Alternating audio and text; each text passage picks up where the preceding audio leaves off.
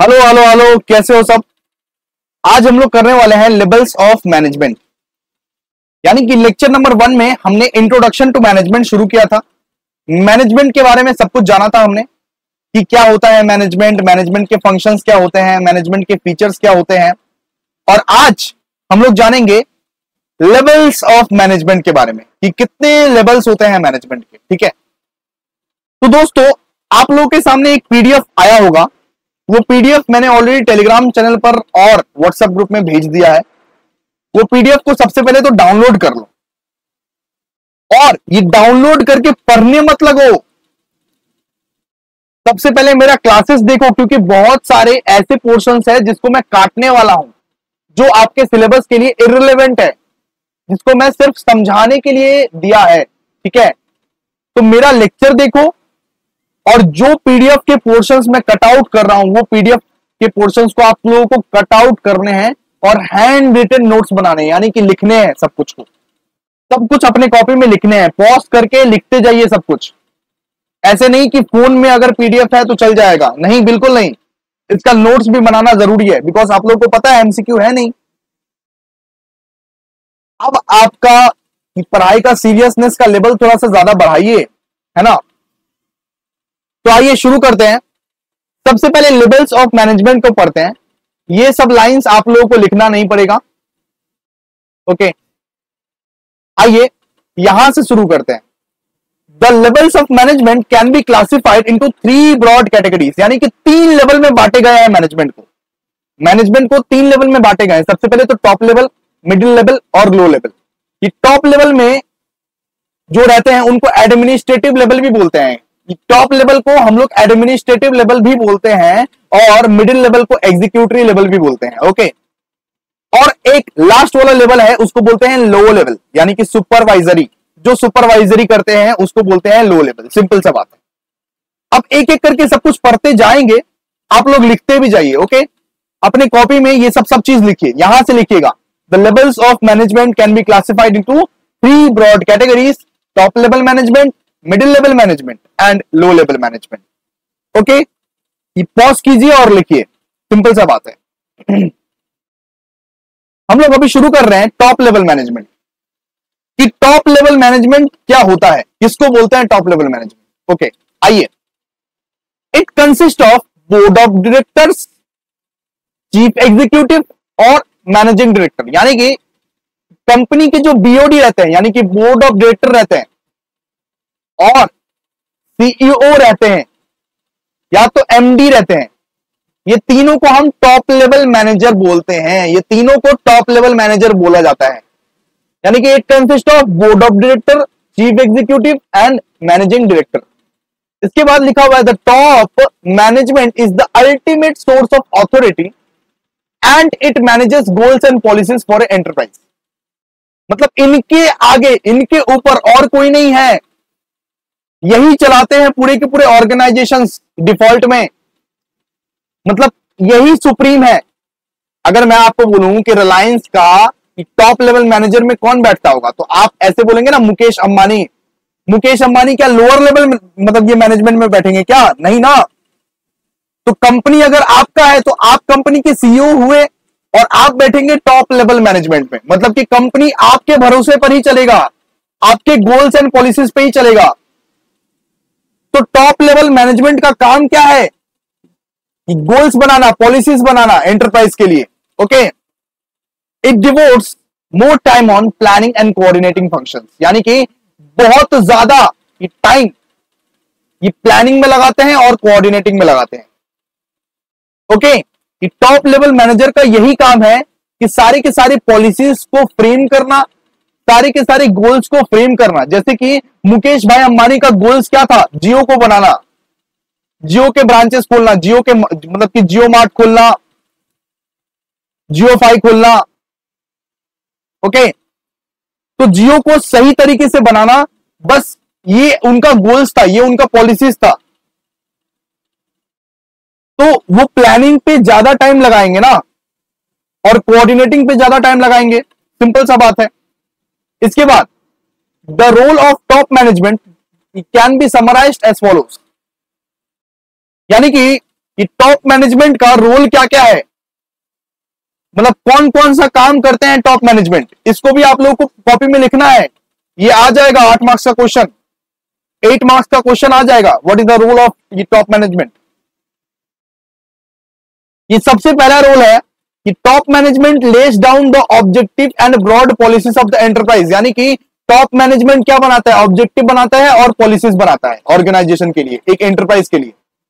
इसके बाद it issues necessary instruction for preparation of departmental budget, procedures और या तो शेड्यूल्स।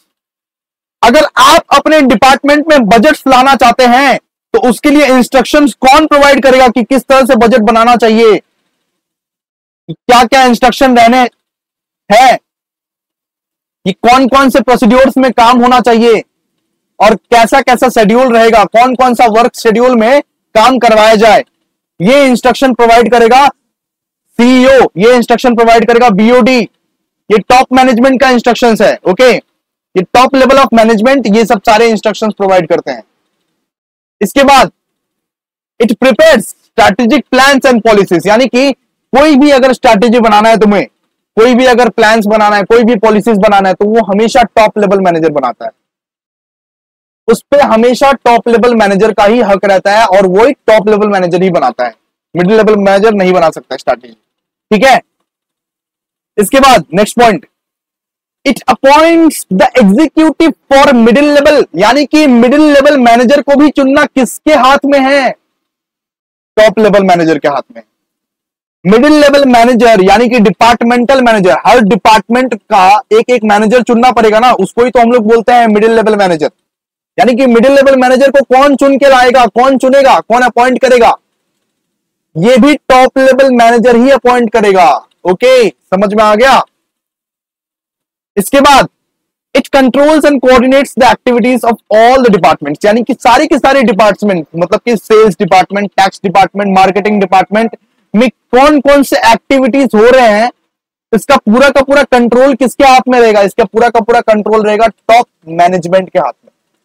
किसके हाथ में रहेगा, टॉप मैनेजमेंट के हाथ में। F, it is also responsible for maintaining A contact with the outside world, यानी कि बाहरी वर्ल्ड के साथ तुमको अगर बिजनेस करना है, मुकेश अंबानी अगर आउटसाइड वर्ल्ड के साथ हाथ नहीं मिलाएगा, कॉन्टैक्ट नहीं बनाएगा, तो फिर क्या उसका धंधा चलेगा, फिर क्या उसका धंधा चलेगा, एकदम नहीं ना। तो आउटसाइड वर्ल्ड के साथ कॉन्टैक्ट कौन बनाएगा, टॉप लेवल मैनेजर। दोस्तों टॉप लेवल मैनेजर बनाएगा, टॉप लेवल मैनेजर का ये सब काम है, समझे कि नहीं। Next, it provides guidance and, सबसे इंपॉर्टेंट इनका काम है कि गाइडेंस और सही डायरेक्शन प्रोवाइड करना, मतलब कि टॉप लेवल मैनेजर का ये इंपॉर्टेंट वाला काम है कि सबसे पहले तो वो गाइडेंस प्रोवाइड करेगा और ये डायरेक्शन मतलब ये प्रोवाइड करेगा किसको, मिडिल लेवल मैनेजर्स को। सिंपल सा बात है, मिडिल लेवल मैनेजर्स को गाइडेंस और डायरेक्शन प्रोवाइड करता है। ठीक है, आप लोग इसको प्लीज अपने कॉपी में नोट डाउन कीजिए फटाफट से, जल्दी जल्दी जल्दी इसको पॉज कीजिए, फटाफट से इसको नोट डाउन कीजिए। अगर आज तुम अगर नोट डाउन नहीं करोगे तो कल को ये एग्जाम में आ गया तो फिर मुझको नहीं बोलना कि भैया आपने नहीं करवाया है। ठीक है, एग्जाम में आ सकता है। आई होप आप लोगों ने इसको पॉज करके नोट डाउन कर लिया होगा दोस्तों। आइए नेक्स्ट, और एक पॉइंट बचा हुआ था, ये लिखा हुआ था top level management is also responsible towards the share holders for the performance of the enterprise, यानी कि शेयर होल्डर के लिए भी तुम रिस्पॉन्सिबल रहते हो। जो तुम्हारा कंपनी का शेयर होल्डर है ना, उसके लिए भी तुम रिस्पॉन्सिबल हो। ओके, नेक्स्ट, कि कितना उसको डिविडेंड मिलेगा, कितना उसको पैसा मिलेगा, कैसा कंपनी चल रहा है। ओके, अब हम लोग पढ़ेंगे नेक्स्ट मिडिल लेवल मैनेजर्स। हम लोग क्या पढ़ेंगे, मिडिल लेवल मैनेजर्स के बारे में, मिडिल लेवल ऑफ मैनेजमेंट। अच्छा, मिडिल लेवल मैनेजमेंट किसको बोलते हैं, branch managers and departmental managers को हम लोग बोलते हैं मिडिल लेवल मैनेजर। एक एग्जांपल सुनिए, जियो मार्ट, जियो मार्ट के बारे में आप लोग सुने हैं? यस भैया, जियो मार्ट का मान लीजिए रूबी में एक शोरूम है, जियो मार्ट का एक रूबी में शोरूम है। उस उस पर्टिकुलर ब्रांच का एक मैनेजर है, उस पर्टिकुलर ब्रांच का एक मैनेजर है, उसको हम क्या बोलेंगे? उसको हम बोलेंगे मिडिल लेवल मैनेजर। उसको हम क्या बोलेंगे? Middle level manager. यानी कि ब्रांच मैनेजर या तो डिपार्टमेंटल मैनेजर को हम लोग क्या बोल सकते हैं? Middle level manager. क्या समझे? समझे कि नहीं समझे? समझे ना? तो जियो मार्ट रूबी पार्क में एक मान लीजिए ब्रांच है, उसका अगर एक मैनेजर है, उस ब्रांच का अगर मैनेजर है तो उस मैनेजर को हम लोग क्या बोलेंगे? Middle level manager. इसके बाद देखिए, they are responsible to the top level management for the functioning of the department. यानी कि डिपार्टमेंट कैसा चलेगा, अच्छा चलेगा, बुरा चलेगा, वो सब कुछ वो मिडिल लेवल मैनेजर के ऊपर डिपेंड है। यानी कि रूबी पार्क का जो ब्रांच है, जियो मार्ट में जो रूबी का जो ब्रांच है, वो ऑर्गेनाइजेशन, वो ब्रांच किस तरह से चल रहा है, लॉस में चल रहा है, प्रॉफिट में चल रहा है, बुरा चल रहा है, अच्छा चल रहा है, उसके सारे के सारे मतलब रिस्पॉन्सिबिलिटी किसके हाथ में है? उस ब्रांच का सारा रिस्पॉन्सिबिलिटी किसके हाथ में है? डिपार्टमेंटल मैनेजर के हाथ में है, उस पर्टिकुलर एरिया के मैनेजर के हाथ में है। ओके, और उसको जवाब देना पड़ेगा टॉप लेवल मैनेजर को। अगर मान लीजिए कि वो एरिया में वो ठीक से अगर मैनेजिंग नहीं कर पा रहा है, वो ठीक से अगर बिजनेस नहीं कर पा रहा है वो एरिया में, तो उसको जवाब देना पड़ेगा टॉप लेवल मैनेजर को कि क्यों वो फंक्शनिंग नहीं कर पा रहा है। ओके, इसके बाद वाला पॉइंट्स देखिए, they devote more time on organisational and directional function. यानी कि मैनेजर लोग का काम क्या होता है? मैनेजर लोग का काम होता है कि छोटे छोटे लेवल्स के लोगों को अपना काम सिखाना। सिंपल सा बात है। मैनेजर लोग देखते हो कि घूमता रहता है, वो काम नहीं करता है। मैनेजर लोग काम देखता है, काम करता नहीं है, सुपरवाइज करता है वो, कि मेरे जो एम्प्लॉइज है, मेरे जो ऑर्गेनाइजेशन के एम्प्लॉइज है, वो कैसे काम कर रहे हैं, वो ठीक तरह से काम भी कर रहे हैं या नहीं कर रहे हैं।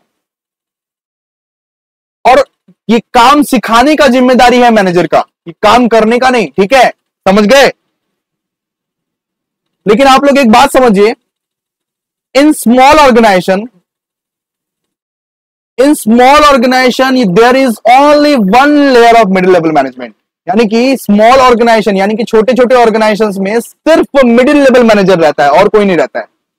ना ही लोअर लेवल मैनेजर रहेगा, ना ही अपर लेवल मैनेजर रहेगा, बिकॉज वो तो ऑर्गेनाइजेशन ही छोटा है, बस एक ही तो मैनेजर रहेगा। सिंपल सा बात है, उसको बोलते हैं मिडिल लेवल मैनेजर। ठीक है, लेकिन बिग एंटरप्राइजेस में 3 मतलब मैनेजर रहेंगे। एक तो रहेगा सीनियर मैनेजर, एक रहेगा जूनियर, एक रहेगा मिडिल। सीनियर किसको बोलेंगे? टॉप लेवल मैनेजर को। जूनियर किसको बोलेंगे? लोअर लेवल मैनेजर को। और मिडिल किसको बोलेंगे? मिडिल लेवल मैनेजर को, यानी कि डिपार्टमेंटल, है ना? अच्छा जी, अब इसका भी रोल समझा दीजिए सर कि मिडिल लेवल मैनेजर का रोल क्या क्या होता है, क्या क्या करते हैं मिडिल लेवल मैनेजर। सबसे पहले मिडिल लेवल मैनेजर क्या करते हैं? They execute the plan of the organisation. अच्छा, प्लान बनाता कौन है? प्लान एंड पॉलिसी बनाता कौन है? Plan and policies. एक बात समझिए, प्लान्स एंड पॉलिसीज तो टॉप लेवल मैनेजर ही बनाते हैं ना। यस, लेकिन उस प्लान को इंप्लीमेंट कौन करेगा? उस प्लान को इंप्लीमेंट कौन करेगा? उस प्लान को एग्जीक्यूट कौन करेगा? उस प्लान्स को असलियत में कौन लाएगा? Of course middle level manager ही लाएगा। सिंपल सा बात है ना? अगर तुम अपने पढ़ाई लिखाई के लिए सिर्फ प्लान बना के छोड़ दिए तो क्या काम चलेगा? उसको इंप्लीमेंट भी करना पड़ेगा ना, उसको एग्जीक्यूट भी करना पड़ेगा ना। तो मिडिल लेवल मैनेजर क्या करता है? एग्जीक्यूट करता है प्लान। क्या करता है? एग्जीक्यूट करता है। इसके बाद ये बी नंबर पॉइंट पढ़िए, they make the plans for sub unit of the organisation. यानी कि सब यूनिट मतलब क्या होता है? छोटे छोटे यूनिट्स के लिए भी वो प्लान बनाता है। यानी कि एक छोटा एम्प्लॉय है, उसके लिए भी एक प्लान बना दिया कि उसको क्या करना है, क्या काम करना है, क्या नहीं काम करना है। छोटे छोटे डिपार्टमेंट्स का मतलब के लिए भी काम करना है। ओके, जैसे अगर सेल्स मतलब ये डिपार्टमेंट का बात करें, अगर मान लीजिए सेल्स डिपार्टमेंट का बात करें, सेल्स डिपार्टमेंट के अंदर भी तो बहुत सारे डिपार्टमेंट होंगे, उस तह तक वो जाते हैं, सारे के सारे डिपार्टमेंट का प्लानिंग करते हैं मिडिल लेवल मैनेजर। ओके, समझे? इसके बाद दे participate in employment and training of lower level मतलब मैनेजमेंट। तो भाई लोअर लेवल मैनेजर जो रहता है ना, सुपरवाइजर गिरी जो करता है, सुपरवाइजरगिरी जो करता है, उनको एम्प्लॉयमेंट कौन देता है, उनको ट्रेनिंग कौन प्रोवाइड करता है? उनको भी तो ट्रेनिंग प्रोवाइड करेगा ना, उनका भी तो कोई मालिक रहना चाहिए ना। लोअर लेवल मैनेजर का मालिक रहता है मिडिल लेवल मैनेजर, और मिडिल लेवल मैनेजर का मालिक रहता है टॉप लेवल मैनेजर। सिंपल सा बात है। तो लोअर लेवल मैनेजर को एम्प्लॉयमेंट प्रोवाइड करता है और ट्रेनिंग प्रोवाइड करता है कौन? Middle level manager. सिंपल। इसके बाद डी नंबर पॉइंट पढ़िए, they interpret and explain policies from top level to lower level. यानी कि एक समझाता हूं मैं, 1 मिनट दोस्तों समझाता हूं, वेट कीजिए दोस्तों, थोड़ा सा फिर प्यारे प्यारे दोस्तों आइए। अगर मान लीजिए टॉप लेवल मैनेजर, मैंने यहां पे शॉर्ट में लिखा है, आपको ये सब लिखना नहीं है ना, जो मैं लिख रहा हूं आपको बस ये सब लिखना है। अच्छा, अगर टॉप लेवल मैनेजर मान लीजिए कोई पॉलिसी बनाया, वो किसको फॉरवर्ड करेगा? वो फॉरवर्ड करेगा मिडिल लेवल मैनेजर को, ठीक है। और मिडिल लेवल मैनेजर किसको फॉरवर्ड करेगा? लोअर लेवल मैनेजर को। मतलब कि टॉप सीधा लोअर के पास नहीं जा सकता, फिर तो भाई भारी बेइज्जती हो जाएगी, फिर तो मुकेश अंबानी अपने एम्प्लॉय से मिलेगा, मुकेश अंबानी अपने छोटे छोटे एम्प्लॉय से मिलेगा। ऐसा तो नहीं हो सकता ना भाई, मुकेश अंबानी के पास क्या इतना टाइम है? नहीं ना। तो टॉप लेवल मैनेजर क्या करता है? मिडिल लेवल मैनेजर के पास इंफॉर्मेशन पहुंचाता है, और मिडिल लेवल मैनेजर क्या करता है? लोअर लेवल के पास इंफॉर्मेशन पहुंचाता है। सिंपल सा बात है, ओके। और अगर मान लीजिए लोअर लेवल मैनेजर के पास कुछ इंफॉर्मेशन है जो मिडिल लेवल को पहुंचाया, और मिडिल लेवल के पास इंफॉर्मेशन जो रहता है वो टॉप लेवल के पास पहुंच जाता है, उल्टा होता है। सिंपल सा बात है। तो इसका मतलब यही है, they interpret and explain policies from top level to lower level, मतलब टॉप लेवल से लोअर लेवल तक चला जाता है, ओके। इसके बाद वाला पॉइंट पढ़िए जरा ध्यान से, ये वाला point, they are responsible for coordinating the activities with the division of department. यानी कि एक्टिविटीज को कोऑर्डिनेट करना। एक एग्जांपल समझिए कि जर्नल के बाद तो लेजर ही होता है ना, और लेजर के बाद तो ट्रायल बैलेंस ही होता है ना। आप इस तरह से कर सकते हैं कि ट्रायल बैलेंस सबसे पहले बना दिए, उसके बाद जर्नल बनाए, उसके बाद लेजर बनाए। सीक्वेंस में काम करना पड़ता है, आपको हर काम एकदम सीक्वेंस करना पड़ता है। तो कोऑर्डिनेटिंग द एक्टिविटी करना बहुत ज्यादा जरूरी है। तो वो कोऑर्डिनेट कौन करके देता है? वो कोऑर्डिनेट करता है मिडिल लेवल मैनेजर, है ना। सबसे पहले प्रोडक्शन होता है, उसके बाद उसका मार्केटिंग होता है, उसके बाद ना सेल कीजिएगा, या सबसे पहले ही सेल कर दीजिएगा, नहीं ना। सबसे पहले आपको प्रोडक्शन करना पड़ेगा, उसका यहां पे मार्केटिंग करना पड़ेगा, उसके बाद आप सेल्स कर पाइएगा। तो इसको बोलते हैं कोऑर्डिनेशन। तो वो कोऑर्डिनेशन कौन करके देता है? वो कोऑर्डिनेशन करके देता है middle level manager. F point पर आइए, it also sends important reports and other important data to top level manager. मतलब कि इंपॉर्टेंट रिपोर्ट्स अगर कुछ हुआ, या तो अदर इंपॉर्टेंट डेटा या इंफॉर्मेशन कुछ हुआ, तो वो कौन भेजता है? Middle level manager top level manager को भेजता है, ठीक है। कुछ इंपॉर्टेंट रिपोर्ट हो, कुछ इंपॉर्टेंट डेटा हो, तो वो middle level manager top level manager को भेजता है। सिंपल सा बात है। इसके बाद लिखा हुआ है, they evaluate performance of junior manager. यानी कि लो लेवल मैनेजर जो रहेगा उसका परफॉर्मेंस कैसा है, उस परफॉर्मेंस को जांचता कौन है? उस परफॉर्मेंस को जांचता है मिडिल लेवल मैनेजर, ठीक है। तो they evaluate performance of junior manager, कौन? Middle level manager, okay. इसके बाद लास्ट पॉइंट पढ़िए, H, they are also responsible for inspiring lower level managers towards better performance. यानी कि लोअर लेवल मैनेजर को मोटिवेट करने का काम किसका है? इंस्पायर करने का काम किसका है? मिडिल लेवल मैनेजर का। यानी कि अगर एक लोअर लेवल मैनेजर है, जरा ध्यान से देखिए दोस्तों, अगर एक लोअर लेवल मैनेजर है, उसको भी तो संदीप महेश्वरी की रिक्वायरमेंट होगी। वो हमेशा वीडियो खोल के थोड़ा ना बैठेगा।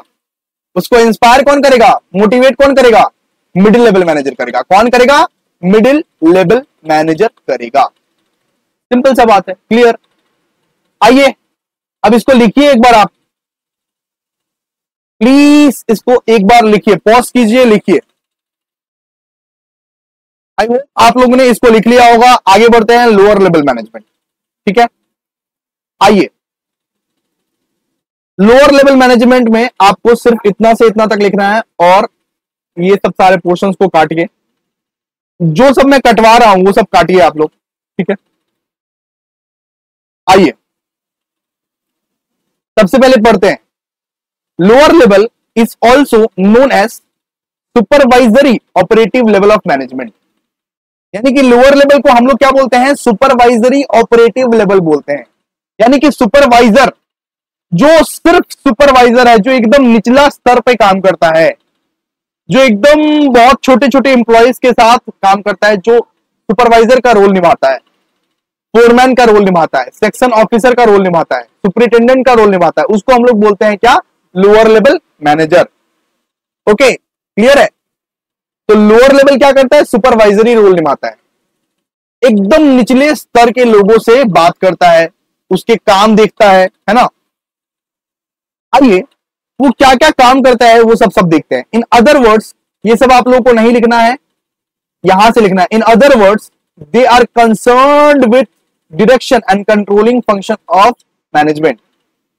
यानी कि वो क्या काम करता है, वो डायरेक्शन वाला फंक्शन करता है, वो कंट्रोलिंग वाला मतलब फंक्शन करता है, क्योंकि वो तो एकदम निचले स्तर के वर्कर्स लोगों के साथ, दिहाड़ी मजदूर लोगों के साथ काम करता है ना, है ना। तो लोअर लेवल मैनेजमेंट में क्या होता है, assigning of jobs and task to various workers. यानी कि एक दिहाड़ी मजदूर लोगों को काम देना किसका काम है, लोअर लेवल मैनेजमेंट का।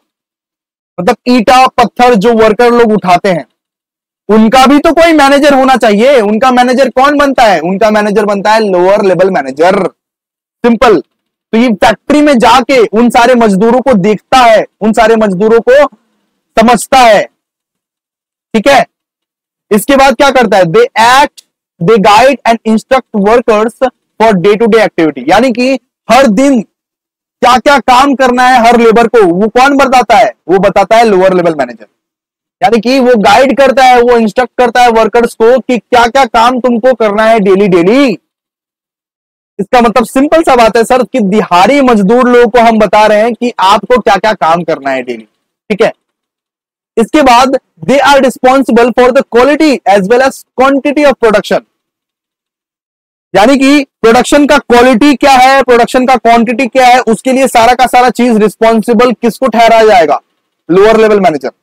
मान लीजिए कि मैं पर्स बनाता हूं, मैं क्या बनाता हूं, पर्स बनाता हूं, और मैं एक लोअर लेवल मैनेजर हूं, तो मेरा ये रिस्पॉन्सिबिलिटी है कि ये मेरा जो लेबर्स लोग है, ये जो मेरा लेबर्स लोग है, वो कौन से क्वालिटी का पर्स बना रहा है, वो एकदम घटिया क्वालिटी का पर्स तो नहीं बना रहा है। मेरा रिस्पॉन्सिबिलिटी है कि एक लेबर कितना क्वांटिटी ऑफ पर्स बना पा रहा है एक दिन में, क्या वो कम तो नहीं बना रहा है, क्या वो फाकी तो नहीं मार रहा है। यानी कि लेबर को हम लोग को देखना है। लोअर लेवल मैनेजर का यही काम होता है कि लेबर दिहाड़ी मजदूर को देखना है कि वो काम भी कर रहा है या नहीं कर रहा है, सिंपल सा बात है, ठीक है। इसके बाद they are also interested with the responsibility of maintaining good relation in the organisation. यानी कि ऑर्गेनाइजेशन में अच्छे रिलेशन मेंटेन करने का भी रिस्पॉन्सिबिलिटी किसका है, लोअर लेवल मैनेजर का है। किसका है, लोअर लेवल मैनेजर का है। यानी कि एक ऑर्गेनाइजेशन में एक अच्छा रिलेशन मेंटेन करने का रिस्पॉन्सिबिलिटी किसका है, लोअर लेवल मैनेजर का है। इसके बाद पढ़िए अच्छा, ये वर्कर लोग से कम्युनिकेट करता है। वर्कर लोग से डायरेक्टली कौन कम्युनिकेट करता है, लोअर लेवल मैनेजर। दे communicate workers problem, suggestions, recommendatory appeals. Worker लोगों को अगर कुछ मतलब मान लीजिए सजेशंस देना होगा, या वर्कर लोगों को कुछ अगर मान लीजिए रिकमेंड करना होगा, तो वो कौन कराएगा, वो कराएगा लोअर लेवल मैनेजर। ये सब काम है लोअर लेवल मैनेजर का। इसके बाद they supervise and guide the subordinates. तो जो भी इनके वर्कर्स होंगे, जो भी इनके नीचे काम करेंगे, उनको सुपरवाइज करना, उनको गाइड करना किसका काम है, लोअर लेवल मैनेजर का। ओके, समझे। यानी कि ये अगर सुपीरियर रहते हैं तो कोई ना कोई इसका सबऑर्डिनेट तो रहेगा ना। हाँ सर, वो लेबर लोग, वो दिहाड़ी मजदूर लोग। तो दिहाड़ी मजदूर लोगों को गाइड करना किसका काम है, लोअर लेवल मैनेजर का। सिंपल सा बात है। इसके बाद they are responsible for providing training to the workers. यानी कि वर्कर लोगों को अगर ट्रेनिंग देना है, लेबर लोगों को अगर ट्रेनिंग देना है, तो कौन देगा, लोअर लेवल मैनेजर, है ना। इसके बाद they arrange necessary materials, machines, tools for getting the things done. यानी कि सही चीज सही समय पर लाने की जिम्मेदारी किसकी है? लोअर लेवल मैनेजर का। यानी कि सही समय पर आप मटेरियल्स लेके लाओ, सही समय पर आप मशीन्स लेके आओ, सही समय पर आप टूल्स लेके आओ, ये किसकी जिम्मेदारी है? ये जिम्मेदारी है लोअर लेवल ऑफ मैनेजमेंट का। ठीक है, नेक्स्ट, इसके बाद दे प्रिपेयर ये periodical reports about the performance of the worker. यानी कि ये हर हफ्ते या तो हर दिन या तो हर महीने रिपोर्ट्स बनाते हैं कि वर्कर लोग का परफॉर्मेंस कैसा है, वर्कर लोग कैसा काम कर रहा है, कितने घंटे हर वर्कर काम कर रहा है।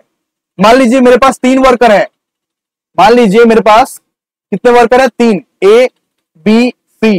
ए ने काम किया 10 घंटा, बी ने काम किया 15 घंटा, सी ने काम किया 14 आवर्स। तो मैं ये रिपोर्ट ये मतलब ये मेरा रिस्पॉन्सिबिलिटी है, ये एक लोअर लेवल मैनेजर का रिस्पॉन्सिबिलिटी है कि ये रिपोर्ट आप लोगों को बनाना है और सबमिट करना है किसको? मिडिल लेवल मैनेजर को। किसको सबमिट करना है? मिडिल लेवल मैनेजर को। और मिडिल लेवल किसको सबमिट करेंगे? टॉप लेवल मैनेजर को। सिंपल। इसके बाद दे ensure discipline in the enterprise. यानी कि डिसिप्लिन कौन मेंटेन करके रखेगा? ये मॉनिटर है, सिंपल सा बात है। मतलब डिसिप्लिन कौन मेंटेन करके रखेगा? Lower level manager. ओके, इसके बाद मोटिवेट करना भी इसका काम है, मोटिवेट करेगा। और they are the image builder. यानी कि लोअर लेवल मैनेजर ही इमेज बिल्ड करेगा, इनके हाथ में ही पूरा का पूरा डायरेक्ट रहता है ऑर्गेनाइजेशन, है ना। बिकॉज यही लोग जो है, यही लोग पूरा का पूरा प्रोडक्शन कर मतलब ये कराते हैं, यही लोग पूरा ये क्वालिटी का ध्यान रखते हैं, क्वांटिटी का ध्यान रखते हैं, और यही लोग इमेज बिल्डर्स हैं एंटरप्राइजेस का। ठीक है, क्योंकि ये लोग direct contact with the workers रहते हैं, है कि नहीं। आई होप आप लोग को समझ में आया होगा। चलिए लिखिए, इसको लिखिए। आलस तो बिल्कुल मत कीजिए,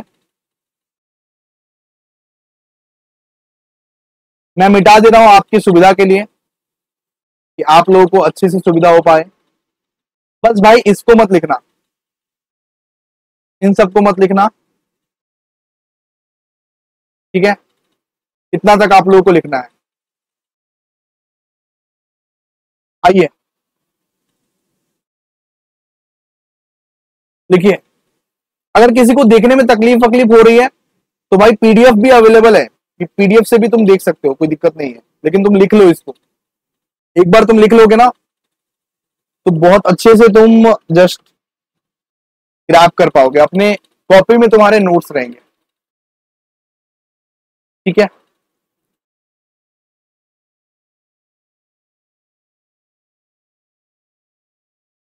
आई होप आप लोगों ने पॉज करके लिख लिया होगा इसको अच्छे से। आई होप आप लोगों ने पॉज करके लिख लिया होगा। चलिए आइए नेक्स्ट। नेक्स्ट मैं आपको कुछ इंपॉर्टेंट क्वेश्चंस लिखवाऊंगा, मैं आपको कुछ इंपॉर्टेंट क्वेश्चन आंसर्स लिखवाऊंगा। आइए कॉपी में लिखिए, रेडी हो जाइए, रेडी हो जाइए। मैं भी रेडी हो जाता हूं थोड़ा सा। आइए लिखिए, सबसे पहले लिखिए इंपॉर्टेंस ऑफ मैनेजमेंट। लिखिए इंपॉर्टेंस ऑफ मैनेजमेंट, एक एक करके लिखते जाइए। The importance of management is discussed below. The below from different concepts.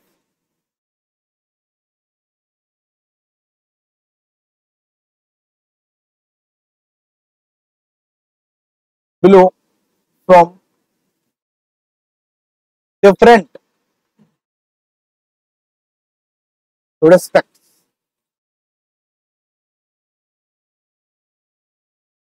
आइए लिखिए सबसे पहले, it helps in achieving group goals. It helps in achieving group goals. It helps in achieving group goals. ठीक है, लिखिए। अब इसको क्लासिफाई कीजिए इस तरीके से, ये इसका बेसिस है, इसको क्लासिफाई कीजिए, मैं आपको डिक्टेट करता हूं, फटाफट से लिखिए। लिखिए, it arranges the factors of production, assembles and organizes the resources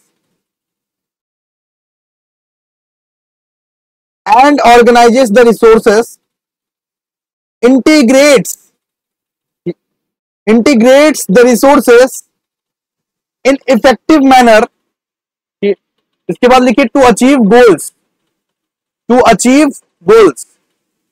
वापस रिपीट कर रहे हैं दोस्तों, इसके अंदर ये तो सिर्फ बेसिस था, इसके अंदर आपको पॉइंट्स लिखने हैं, मैं आपको डिक्टेट कर रहा हूं, फटाफट से लिखते जाइए, ठीक है। लिखिए, it arranges the factors of production, assembles and organizes the resources, integrates the resources in effective manner to achieve goals। Full stop. Okay,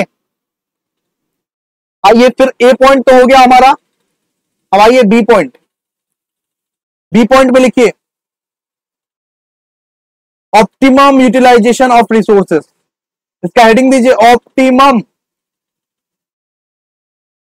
utilisation of resources, ठीक है। ऑप्टिमम यूटिलाइजेशन ऑफ रिसोर्सेस, इसका एक बार लिखिए, management utilises all the physical and human resources. Management utilises all the physical and human resources productively। management utilizes all the physical and human resources productively। Okay, हो गया। इसके बाद लिखिए full stop, management provides maximum utilization of scarce resources। management provides maximum utilization of scarce resources by selecting the best possible alternative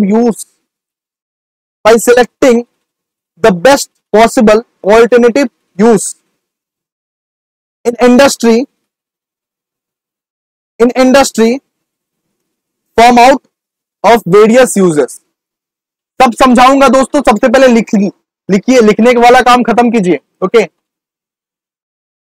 वापस से repeat कर रहा हूं, ऑप्टिमम यूटिलाइजेशन ऑफ रिसोर्सेज का लिखिए, management utilises all the physical and human resources productively.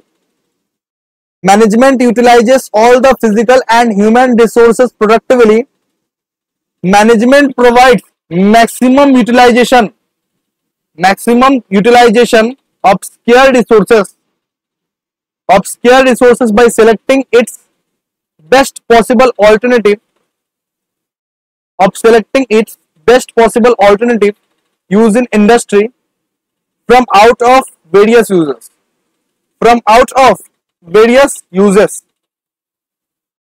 okay, 3 point, management increases efficiency. लिखिए, management increases efficiency. इसके अंदर वाला पॉइंट लिखिए, मैनेजमेंट इंक्रीजेस एफिशिएंसी का लिखिए, a manager increases efficiency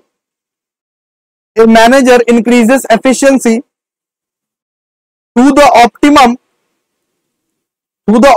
utilization of all the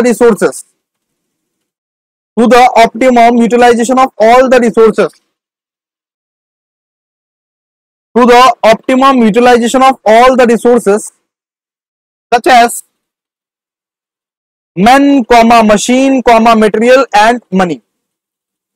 such as men, machine, material and money। ठीक है, हो गया। नेक्स्ट वाला लिखिए,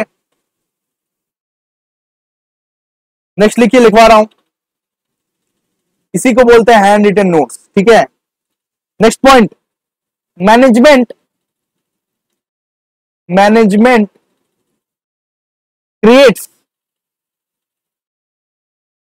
creates a dynamic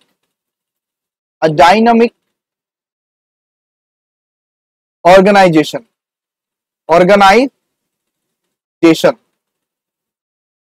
management create a dynamic organisation, इसका लिखिए एक बार, manager creates a favourable organisation, लिखो, सबके सब लिखना है ये, manager creates a favourable environment to introducing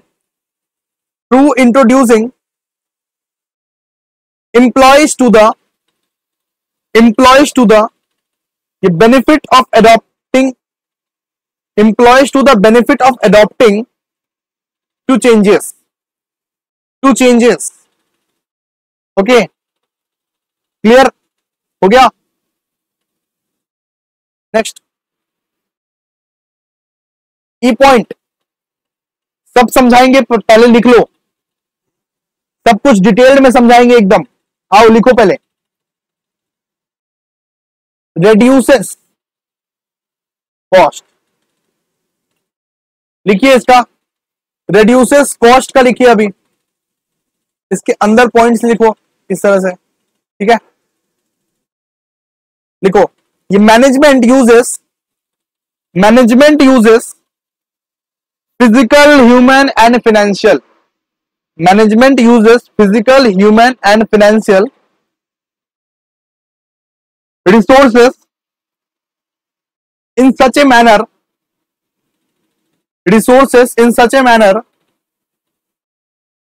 which results in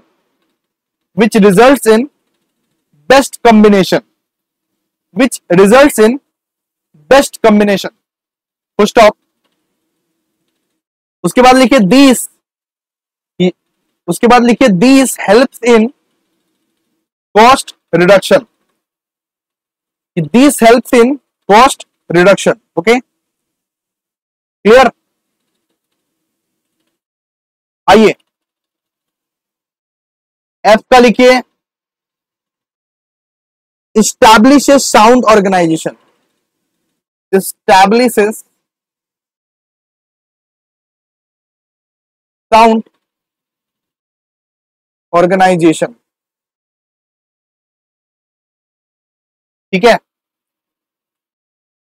यहां पे लिखिए, no overlapping of efforts, no overlapping of efforts,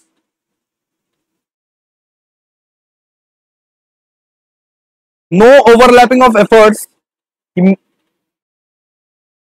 बाद लिखिए मैनेजमेंट फिल्स अप, ये management fills up various positions with the right person having right skills, training and qualifications।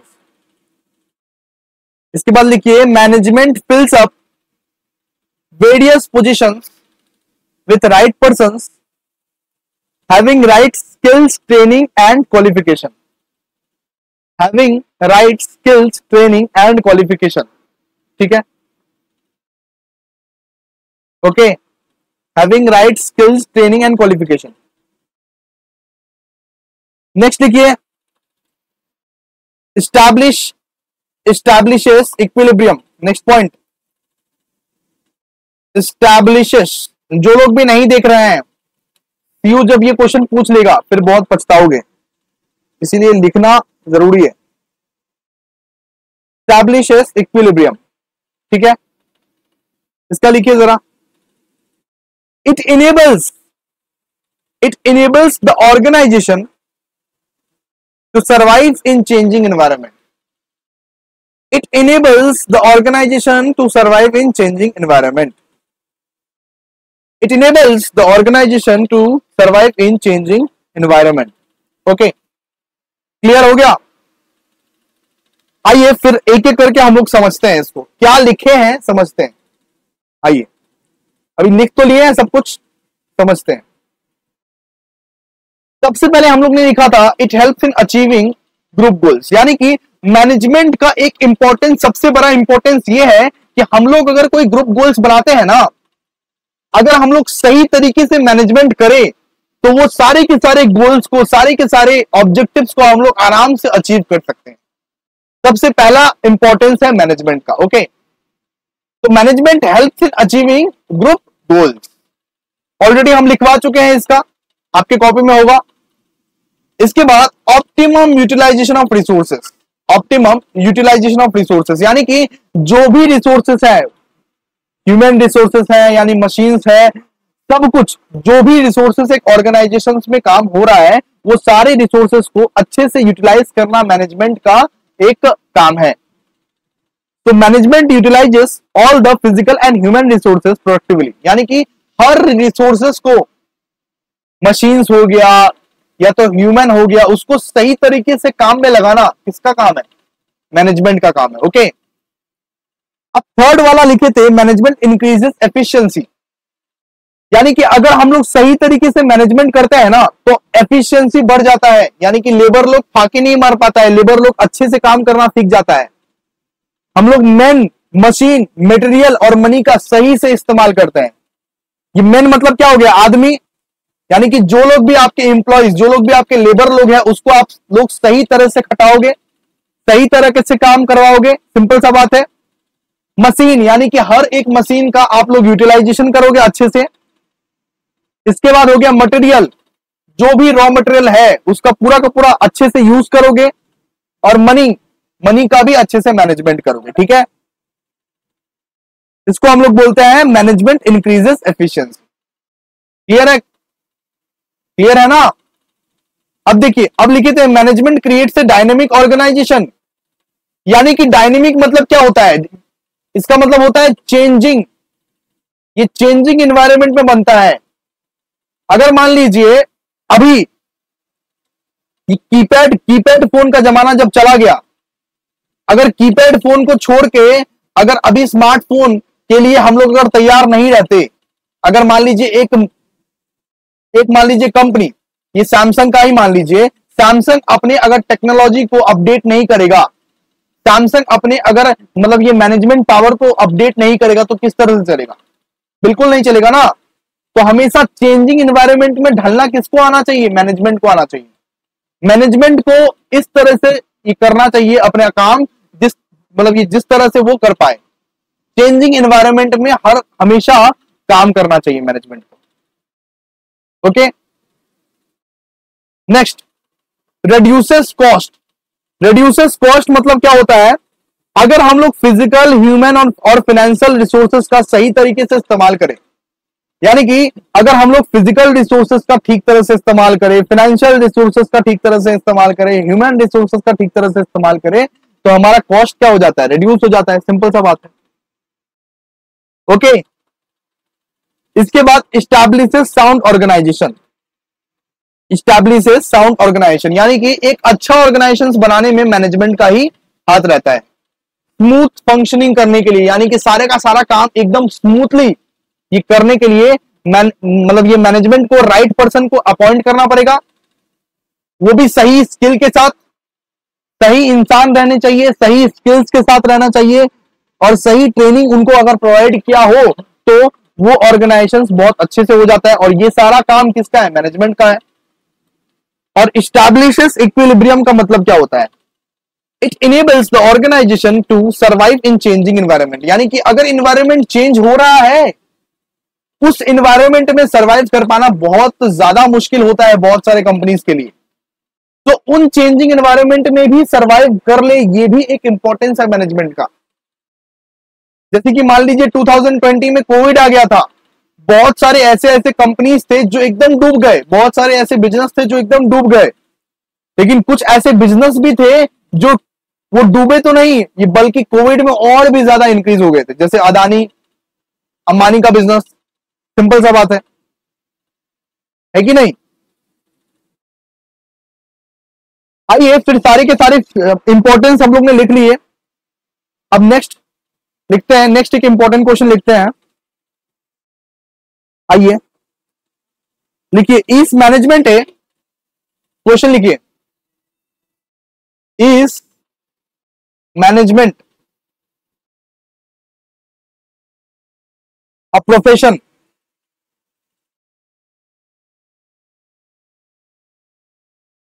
ये comment हम dictate कर रहे हैं, इसको फटाफट से लिखिए आप लोग, डिक्टेट कर रहे हैं हम, ठीक है। ये क्वेश्चन को हम डिक्टेट कर रहे हैं, 4 मार्क्स का आएगा, इंपॉर्टेंट क्वेश्चन है। लिखिए, एज ए प्रोफेशन ये management should have the following features. As a profession the management should have following features. First में लिखिए, वेल डिफाइंड करिकुलम। सेकेंड में लिखिए, body of specialised knowledge and techniques.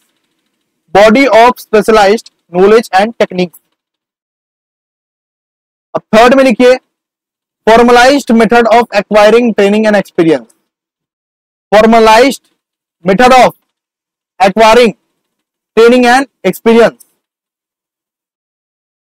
Fourth में लिखिए, establishment of professional association, ठीक है, establishment of professional association. Fifth में लिखिए, formation of ethical code for the guidance to conduct. Formation of ethical code for the guidance to conduct. Formation of ethical codes for the guidance to conduct. Six point में लिखिए, ये priority to service over economic consideration. ये priority to service over economic consideration, ठीक है। नीचे में एक लिखिए, कंक्लूजन। इसके बाद ये सब लिखने के बाद आप लोग नीचे में इस तरह से लिखिए, कंक्लूजन, और इसमें लिखिए to conclude we may say that all through management it does not it possess all the essential। इसके बाद लिखिए, possess all the essential attributes of a profession। it is no doubt emerging as a profession। ठीक है। अब इसका मतलब हम समझाते हैं। सबसे मोस्ट इंपॉर्टेंट टॉपिक है, इस मैनेजमेंट ए प्रोफेशन, ये कमेंट, इस मैनेजमेंट ए प्रोफेशन कमेंट। अब इस बात को समझिए दोस्तों ध्यान से, मैनेजमेंट एक प्रोफेशन है इसीलिए क्योंकि बहुत सारे आपको फीचर्स लिखवाए हैं, बहुत सारे कैरेक्टरिस्टिक्स लिखवाए हैं। सबसे पहला कैरेक्टरिस्टिक्स है वेल डिफाइंड करिकुलम। ये एक वेल डिफाइंड करिकुलम है, इसीलिए इसको हम प्रोफेशन बोलते हैं। सही तरह से ये एकदम सजाया हुआ है ना। इसके बाद body of specialised knowledge and techniques, यानी इसमें बहुत सारे स्पेशलाइज्ड नॉलेज है, इसमें बहुत सारे लोग प्रिंसिपल्स दिए हुए हैं और बहुत सारे टेक्निक्स है इसको करने का, मतलब मैनेजमेंट करने का बहुत सारे टेक्निक्स है। और लोग तो मैनेजमेंट स्कूल्स में मैनेजमेंट सीखने के लिए जाते हैं, कोर्स होता है आजकल के दिन, इसको हम लोग बोलते हैं body of specialised knowledge and techniques. इसके बाद हो गया formalised method of acquiring techniques and experience. Formalised method of acquiring training and experience. इसके बाद वाला पॉइंट लिखवाए ना, यानी कि ट्रेनिंग और एक्सपीरियंस लेने के लिए एक फॉर्मल वे में आपको गुजरना पड़ता है दोस्तों। इनफॉर्मल वे में आप लोग ट्रेनिंग नहीं लेते हैं, आप लोगों को फॉर्मली ट्रेनिंग दिया जाता है, आपको फॉर्मली यहां पे एक्सपीरियंस दिया जाता है कि नहीं। इसके बाद है एस्टैब्लिशमेंट ऑफ प्रोफेशनल एसोसिएशन, यानी कि मैनेजमेंट करने के लिए मैनेजमेंट स्कूल्स का यहां पे एस्टैब्लिशमेंट हुआ था तो बहुत सारे प्रोफेशनल्स एसोसिएशन में भी यहां पे मैनेजमेंट ही सिखाते हैं, जैसे कि एमबीए, है ना। बहुत सारे एसोसिएशन है मैनेजमेंट को सीखने के लिए। इसके बाद formation of ethical codes and guidance of the conduct, यानी कि बहुत सारे रूल्स एंड रेगुलेशंस है, बहुत सारे कोड ऑफ कंडक्ट है जिसको आपको फॉलो करना है। मैनेजमेंट में कोड ऑफ कंडक्ट है कि नहीं, जिसको हम लोग बोलते हैं कोड ऑफ कंडक्ट, हम लोग क्या बोलते हैं, कोड ऑफ कंडक्ट, यानी कि बहुत सारे रूल्स रेगुलेशंस प्रोसीड्यूर इसको फॉलो करके एक मैनेजमेंट बनता है ना। और हम लोग ये इसके बाद ये कंक्लूड किए हैं, we may say that all through management does not process all essential attributes of the profession, यानी कि हर चीज तो मतलब कि मिला हुआ नहीं रहना चाहिए, यानी कि मैनेजमेंट में हर चीज तो ऐसा नहीं है कि प्रोफेशन से मिलता ही है, लेकिन फिर भी मैनेजमेंट एक प्रोफेशन कहला सकता है इस सब चीज के बेसिस पे। जो हम लोग ने अभी फीचर्स पढ़ा, इस सब चीज के बेसिस पे मैनेजमेंट को हम लोग प्रोफेशन कह सकते हैं। दोस्तों ये इंपॉर्टेंट है, आपका मतलब आपके एग्जाम में 4 मार्क्स के लिए आ सकता है, इसको जरूर से जरूर कीजिएगा। नेक्स्ट क्वेश्चन लिखिए,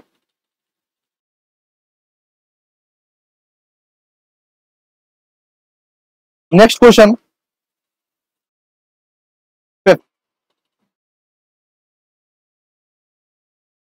देखिए, मैनेजमेंट इज बोथ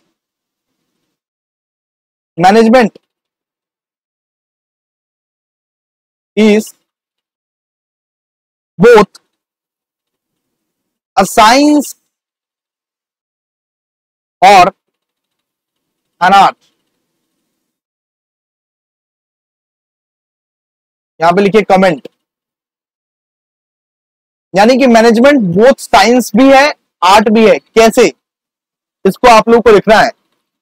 कॉपी में फटाफट से लिखिए। सबसे पहले हेडिंग बनाइए, मैनेजमेंट एज एन आर्ट, इस तरह से हेडिंग बनाइए, management as an art. Okay, heading बना के लिखिए, आर्ट refers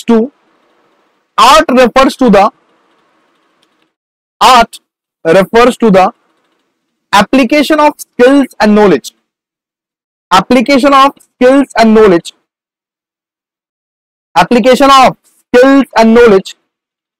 to, इसके बाद लिखिए to attain the desired result, okay, full stop। art is concerned with the practical application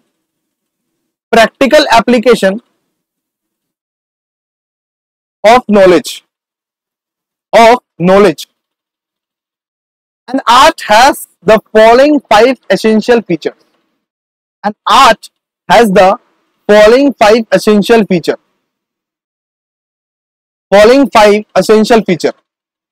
अब ABCD करके लिखिए, इसके नीचे इस तरह से ABCD इस तरह से लिखिए। ए पॉइंट में लिखिए कि प्रैक्टिकल नॉलेज,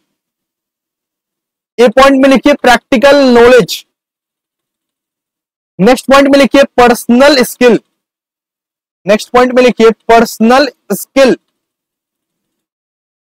नेक्स्ट पॉइंट में लिखिए result oriented approach, next point में लिखिए कंस्ट्रक्टिव स्किल, उसके नेक्स्ट पॉइंट में लिखिए regular practice aimed at further improvement, E point में लिखिए regular practice aimed at further improvement. ठीक है, ये 5 पॉइंट्स आप लोग ने लिख लिया।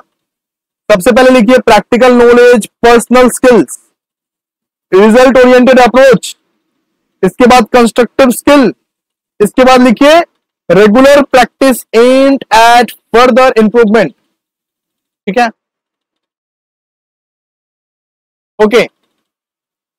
तो मैनेजमेंट को आर्ट क्यों बोला जाता है? मैनेजमेंट को आर्ट इसीलिए बोला जाता है क्योंकि ये application of skills and knowledge कराने में उस्ताद है। यानी कि 8 मतलब क्या हो जाता है? 8 मतलब हो जाता है application of skill and knowledge, यानी कि अपने स्किल्स और अपने नॉलेज को अप्लाई करना। और इसमें तो मैनेजमेंट में तो हम लोग स्किल और नॉलेज को ही अप्लाई करते हैं ना रे बाबा, तो इसीलिए हम लोग मैनेजमेंट को आर्ट बोलते हैं। ओके, ये क्वेश्चन इंपॉर्टेंट है, इसीलिए हम लोग मैनेजमेंट को आर्ट बोलते हैं। बिकॉज इसमें क्या क्या है? इसमें सबसे पहले तो प्रैक्टिकल नॉलेज है, हर चीज के बारे में प्रैक्टिकल नॉलेज करना बहुत ज्यादा जरूरी है। इसमें पर्सनल स्किल चाहिए, आपके कम्युनिकेशन स्किल्स पे डिपेंड करेगा, आपके बिहेवियर पे डिपेंड करेगा, आपके मतलब ये पहनने का स्टाइल पे डिपेंड करेगा, है ना। तो पर्सनल स्किल चाहिए, रिजल्ट ओरिएंटेड अप्रोच चाहिए। ओके, इसके बाद कंस्ट्रक्टिव स्किल है, जैसे कि क्रिएटिविटी, अपने तरफ से आप अगर कुछ ऐड कर पाओ मैनेजमेंट में, वो कर सकते हो आप। हर कोई तो अलग अलग तरीके का मैनेजर है ना, हर कोई तो अलग अलग तरीके का मैनेजर है, तो क्रिएटिविटी भी आप इसमें दिखा सकते हो। इसके बाद regular practice aimed at further improvement, simple सा बात, regular practice aimed at further improvement, यानी कि अगर आप रोज प्रैक्टिस करोगे, कभी ना कभी आप इंप्रूवमेंट करोगे ही। इंप्रूवमेंट कैसे होगा? रेगुलर प्रैक्टिस से होगा, सिंपल सा बात है ना। अब लिखिए नेक्स्ट, सबसे पहले तो हम लोग ने लिख लिया मैनेजमेंट एज एन आर्ट, अब लिखिए management as an science. Management as an science, ठीक है, क्लियर है? लिखिए इसको फटाफट से, आइए लिखिए, the basis of science, the basis of science is to search for information, is to search for information by means of, वापस से बोल रहा हूं कि the basis of science is to search for information by means of ये determining the cause effect relationship, ये determining the cause effect relationship through observation, through observation and experimentation, through observation and experimentation, through observation and experimentation, ठीक है, full stop. इसके बाद लिखिए the essential feature, इसके बाद लिखिए the essential feature of science are as follows, ठीक है। इसमें भी आप लोगों को ए बी सी डी करके लिखना है, ए बी सी डी करके लिखना है, ठीक है। ए पॉइंट में लिखिए systematic body of knowledge, systematic body of knowledge. इसके बाद बी पॉइंट में लिखिए ये कंटिन्यूड ऑब्जर्वेशन, लिखिए कंटिन्यूड ऑब्जर्वेशन। सी पॉइंट में लिखिए universal validity of principle, universal validity of principle. Next point में लिखिए D principle based on experiment, principle based on experiment, ठीक है, प्रिंसिपल बेस्ड ऑन एक्सपेरिमेंट। इसके नीचे एक कंक्लूजन लिखिए, इसके नीचे लिखिए एक कंक्लूजन, इस तरह से लिखिए कंक्लूजन, ठीक है, फटाफट से। उसमें लिखिए मैनेजमेंट, ये लिखिए फटाफट से, management is a process, management is a process which combines art as well as science, management is a process which combines art as well as science, as science in getting the desired result in the best possible manner,